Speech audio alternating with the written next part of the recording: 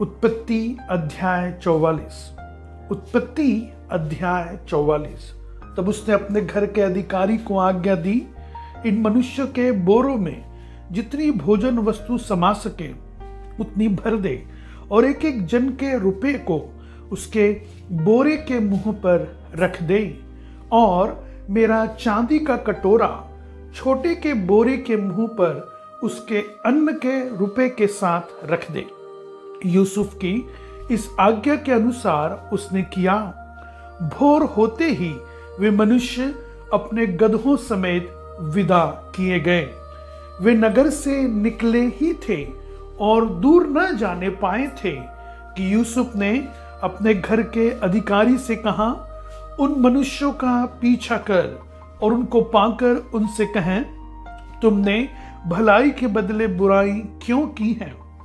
क्या यह वस्तु नहीं जिसमें मेरा स्वामी पीता है और जिससे वह शकुन भी विचारा करता है? तुमने यह जो किया है वह बुरा किया। तब उसने उन्हें जा पकड़ा और ऐसी ही बातें उनसे कही। उन्होंने उससे कहा, हे हमारे प्रभु, तू ऐसी बातें क्यों कहता है? ऐसा काम करना तेरे दासों से दूर रहे। देख, जो रुपया हमारे बोरों के मुंह पर निकला था, जब हमने उसको कनान देश से ले आकर तुझे लौटा दिया, तब भला मेरे स्वामी के घर में से हम कोई चांदी या सोने की वस्तु कैसे चुरा सकते हैं? तेरे दासों में से जिस किसी के पास वह निकले वह मार डाला जाए और हम भी अपने उस प्रभु के दास हो जाए। उसने कहा, तुम्हारा ही कहना सही, जिसके पास वह निकले वह मेरा दास होगा और तुम लोग निरपराध ठहरोगे। इस पर वे जल्दी से अपने अपने बोरे को उतार भूमि पर रखकर उन्हें खोलने लगे। तब वह ढूंढने लगा और बड़े के बोरे से लेकर छोटे के बोरे तक खोज की, और कटोरा बिन्यामीन के बोरे में मिला। तब उन्होंने अपने अपने वस्त्र फाड़े और अपना अपना गदहा लाद कर नगर को लौट गए। जब यहूदा और उसके भाई यूसुफ के घर पर पहुंचे और यूसुफ वही था, तब वे उसके सामने भूमि पर गिरे। यूसुफ ने उनसे कहा, तुम लोगों ने यह कैसा काम किया है? क्या तुम न जानते थे कि मुझ सा मनुष्य शकुन विचार सकता है? यहूदा ने कहा, हम लोग अपने प्रभु से क्या कहें? हम क्या कहकर अपने को निर्दोष ठहराए? परमेश्वर ने तेरे दासों के अधर्म को पकड़ लिया है। हम और जिसके पास कटोरा निकला वह भी, हम सब के सब अपने प्रभु के दास ही हैं। उसने कहा, ऐसा करना मुझसे दूर रहे।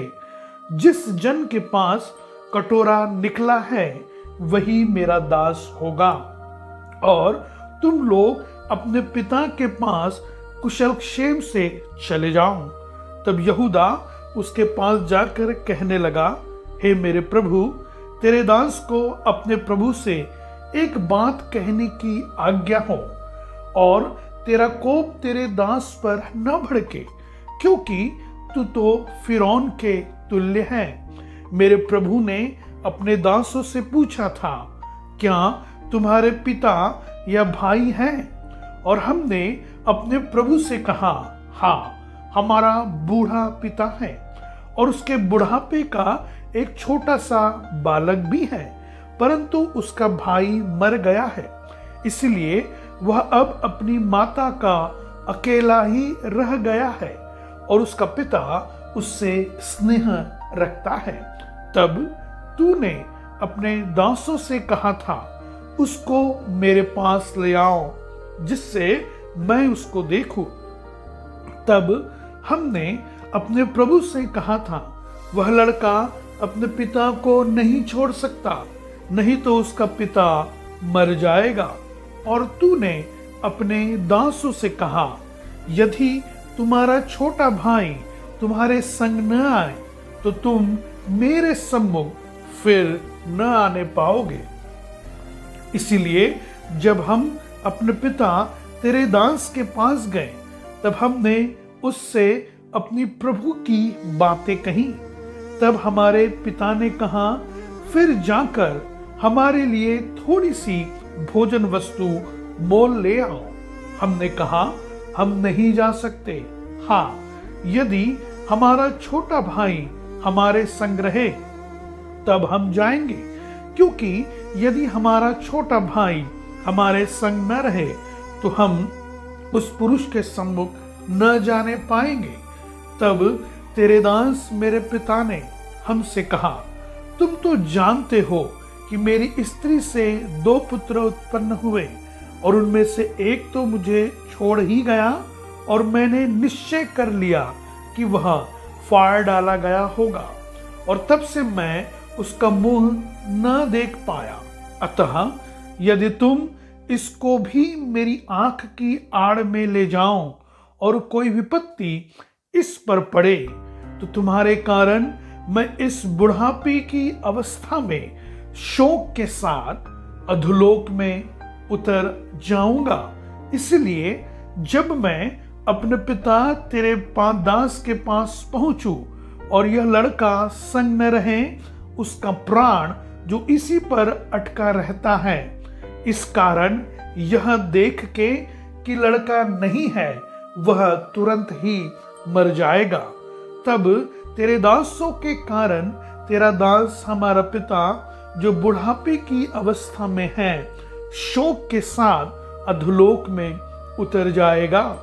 फिर तेरा दास अपने पिता के यहाँ यह कह के इस लड़के का जामीन हुआ है, यदि मैं इसको तेरे पास न पहुंचा दूं तो मैं सदा के लिए तेरा अपराधी ठहरूंगा।